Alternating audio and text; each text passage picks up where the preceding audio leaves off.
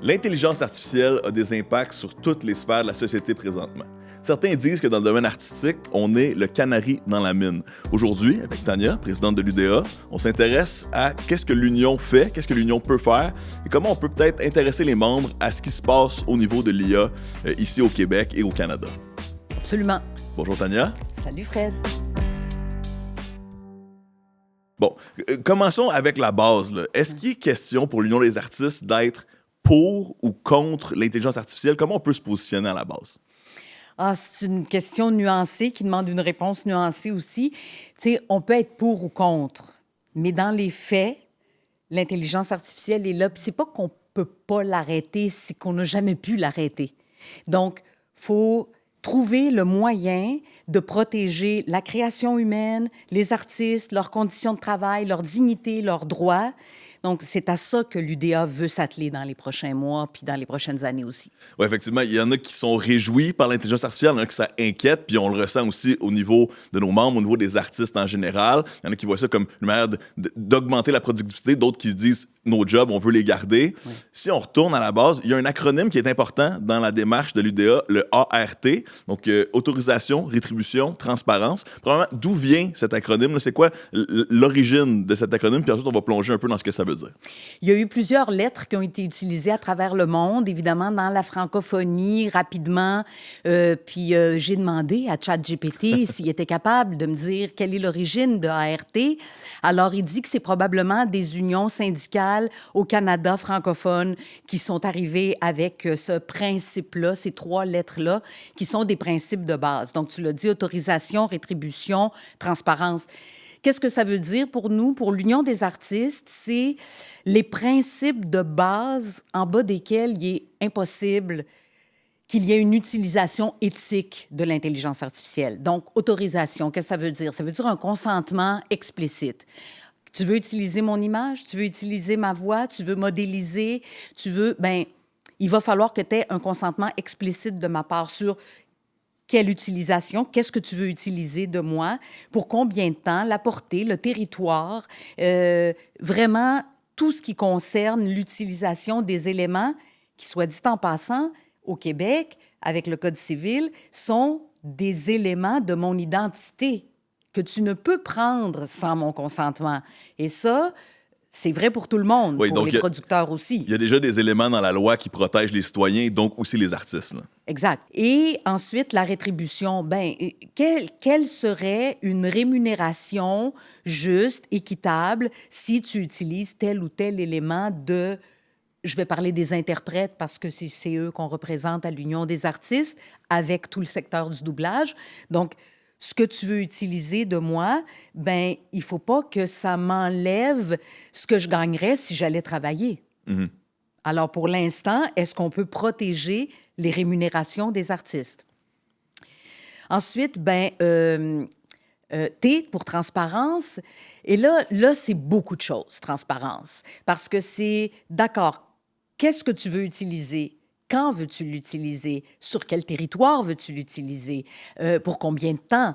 Est-ce que tu vas me consulter à chaque étape de l'utilisation de ma voix, par exemple? Si je t'ai donné une première fois l'autorisation de modéliser ma voix pour une raison quelconque, bien, ça ne pourra pas être en dehors de cette raison-là. Il faut toujours que tu viennes revérifier avec moi et être complètement transparent comment tu utilises ma voix ou mon image, ou les textes, les illustrations, etc.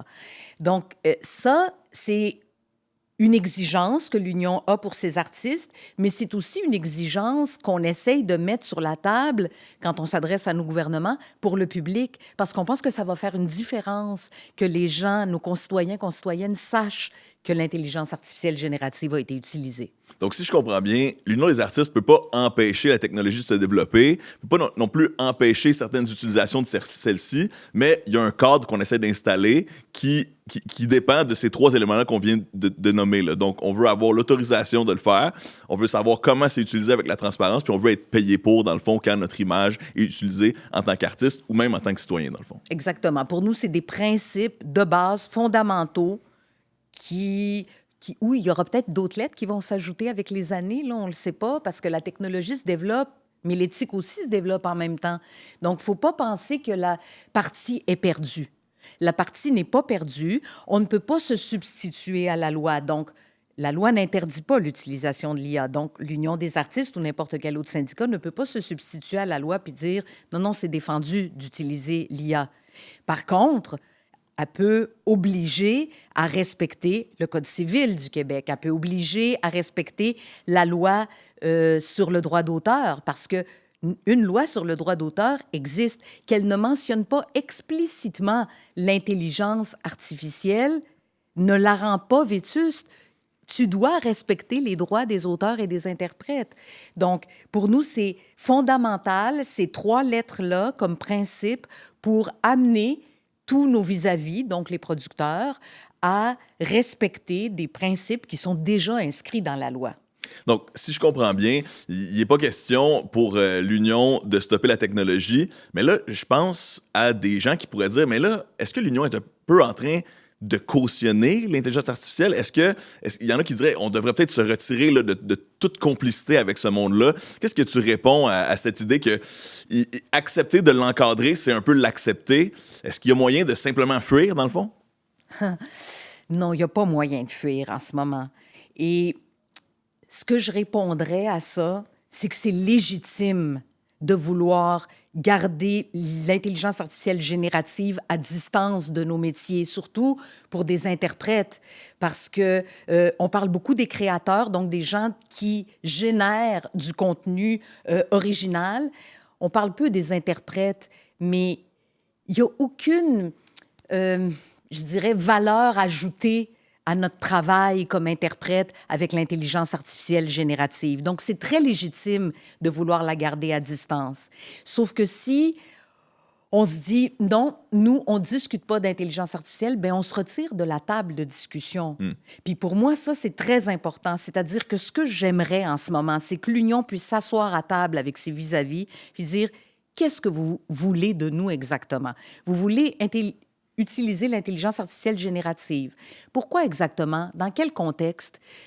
Ah, c'est ça votre demande. Nous, il faut qu'on se retourne vers nos membres et on dise, OK, quelles sont les conditions acceptables pour nous pour permettre son utilisation? Donc, les syndicats, c'est encore et toujours l'endroit le plus démocratique de nos sociétés. Ultimement, peu importe le travail qu'on fait, c'est devant nos membres que les choses vont être acceptées ou refusées. Nous, ce qu'on demande à nos membres, c'est réfléchissez-y parce qu'il va falloir qu'on trouve des conditions acceptables pour l'utilisation de l'IA. On peut être sévère, mais ultimement, c'est à nous de dire qu'est-ce qui est acceptable pour nous en ce moment. Puis on a des lois qui encadrent. Donc, de s'assurer que les artistes tirent leur épingle du jeu, peu importe ce qui va arriver avec la technologie, dans le fond. Exactement. On parlait de la pogne qu'on a. Tu sais, je le dis en bon québécois, là, qu'est-ce que l'Union peut réellement contrôler dans l'écosystème actuel? Bien, la pogne qu'on a, c'est les lois existantes puis nos ententes collectives. Je veux dire, c'est comme ça qu'une union, qu'un syndicat agit, c'est à travers ses ententes collectives. Donc, ce qu'on cherche à faire actuellement, c'est imposer à travers nos ententes collectives, ce qu'on souhaite faire, imposer le respect des lois existantes puis des règles existantes. Ouais. Donc, les éléments qui constituent mon identité sont intouchables sans mon consentement. Ouais. Ça peut s'inscrire aussi dans des ententes collectives et donner une pogne pas juste aux artistes comme citoyens, mais aux artistes comme syndiqués de l'Union des artistes. Ouais. La loi sur le droit d'auteur, alors, le gouvernement l'a dit clairement, fédéral, il n'ouvrira pas la loi parce qu'il considère qu'elle contient déjà tout ce qu'elle a. C'est à nous de la faire respecter à travers nos ententes collectives, de trouver quelles sont les conditions de rémunération et de travail essentielles pour que tu puisses, comme producteur, utiliser l'intelligence artificielle quand ça concerne nos artistes-interprètes. C'est là la pogne qu'on a. Donc, si on n'a pas d'entente collective, c'est bien difficile de faire imposer ce que nos membres veulent. Donc, à l'Union des artistes, il y en a une 60aine d'ententes collectives. Oui. C'est donc aux membres de chaque secteur de se mobiliser un peu pour réussir à être de connivence avec ce qui s'en vient, dans le fond, pour l'Union des artistes. Et de s'intéresser à ça. Merci de nommer les différentes ententes collectives parce qu'elles témoignent aussi du fait qu'on est dans plusieurs secteurs. Ouais. Alors, la réalité d'un artiste-interprète en danse contemporaine n'est pas du tout la même que celle d'un artiste de la voix qui fait du doublage ou de la publicité. Ouais. Complètement différentes. Les uns sont plus immédiatement menacés, ce qui ne veut pas dire que les autres ne le seront pas au fur et à mesure que la technologie avancera puis qu'elle va pénétrer tranquillement les arts vivants aussi. Mais disons que si on se concentre en ce moment sur l'audiovisuel, donc tout ce qui est publicité, voix, fiction, documentaire, tout ça, là, évidemment, les enjeux sont plus criants, sont plus immédiats. Et c'est des secteurs à protéger en ce moment pour faire en sorte que les revenus ne se perdent pas. Bon, on a touché un peu à ce que l'Union peut faire. Maintenant, qu'est-ce que l'Union ne peut pas faire par rapport à ce qui se passe? Bien, elle ne peut pas empêcher l'utilisation de l'intelligence artificielle. Ça, c'est, disons, ce qui bloque le plus ce que certains de nos membres voudraient, Ouais. parce qu'il y a une division assez franche entre ceux qui souhaitent qu'on soit là puis qu'on encadre et ceux qui voudraient qu'on mette un stop. Ouais. Ça, c'est quelque chose qu'on ne peut pas faire en ce moment. Voilà. Donc là où on peut agir, c'est de convenir avec nos vis-à-vis, les producteurs, de ce qui peut être fait en toute éthique puis en tout respect de la dignité des artistes. Il y a le fameux tube à pâte à dents. La pâte à dents est sortie du tube. On ne peut pas le remettre dedans. Donc, encadrer, ça ne veut pas dire interdire, dans le fond. On n'a comme pas le choix de passer par l'encadrement parce que l'interdiction, ça nous dépasse. L'interdiction nous dépasse. Il y a aucune, on peut pas se substituer à la loi. À partir du moment où tout le monde a le droit de l'utiliser, puis où le pays, le Canada, souhaite favoriser une adoption très massive, très large de l'intelligence artificielle, et en culture, et dans tous les autres domaines, et par nos concitoyens et concitoyennes. Donc ça, c'est dit, là. Je ne l'invente pas. Alors, évidemment, rendu là, non, on ne peut pas remettre la pâte dans le tube, mais on peut ne pas gaspiller non plus toute l'énergie artistique, toute la créativité qu'on a. Puis le but de ART, c'est vraiment de favoriser, de défendre la création humaine, de déterminer ce qu'est la création humaine aussi, parce que ça, c'est encore des notions qui sont en développement. On dit qu'il faut que l'humain soit significativement derrière chaque création. OK, qu'est-ce que ça veut dire significativement? À quel pourcentage? Alors ça, c'est toutes des notions que si on se retire de la table et qu'on dit non à l'IA, mais on ne fait pas partie des discussions. Et moi, je pense que l'Union a un grand pouvoir d'influence. On est chanceux au Québec d'avoir notre Code civil qui est différent de bien d'autres à travers le monde. Oui. On est chanceux d'avoir une loi sur le statut de l'artiste puis une loi sur le droit d'auteur.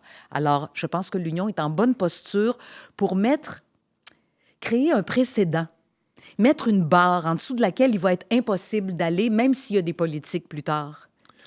On a parlé beaucoup de l'IA pour la production d'images, la production générative. Il y a aussi la question de la fouille des données. Pour entraîner les IA, on s'est souvent servi de matériel qui était déjà existant. C'est quoi notre réflexion par rapport à ça? Bien, c'est sûr que c'est clair maintenant pour tout le monde. Au début, quand on disait « on s'est fait voler, on a nourri la bête qui va nous dévorer », tout le monde nous regardait un peu en voulant dire « bon, revenez-en ». Maintenant, on n'est plus les seuls à le dire à travers le monde.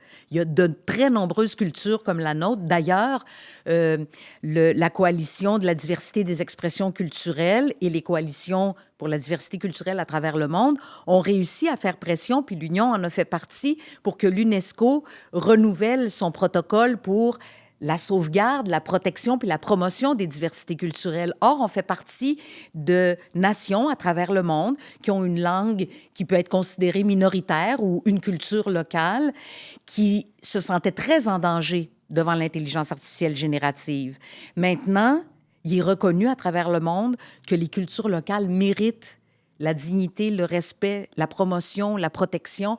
Alors, on avance. C'est des pas énormes. Ça peut paraître tout petit, mais c'est des pas énormes à comparer à ce qui avait lieu il y a 1 an, par exemple. Donc maintenant, il y a un consensus international qui dit, attention, il y a des cultures qui sont menacées puis qui méritent protection.